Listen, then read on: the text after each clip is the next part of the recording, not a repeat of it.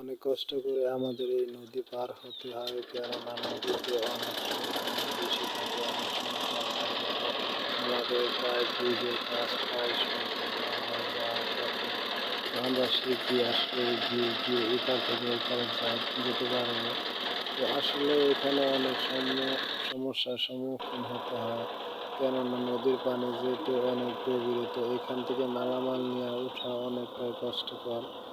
যারা আসলে বৃদ্ধ এবং যারা বয়স্ক লোক আছে তাদের ওঠা খুব কঠিন। দেখুন ব্রিজটি আসলে প্রায় কাজগুলো অনেক দ্রুতই এগোচ্ছে। তো আমাদের এলাকায় আসলে আশা করি যে এই ব্রিজটি অনেক দ্রুতই চালু হয়ে যাবে। অবশ্যই ভিডিওটি বেশি বেশি শেয়ার করবেন, অন্যদের দেখার সুযোগ করে দেবেন।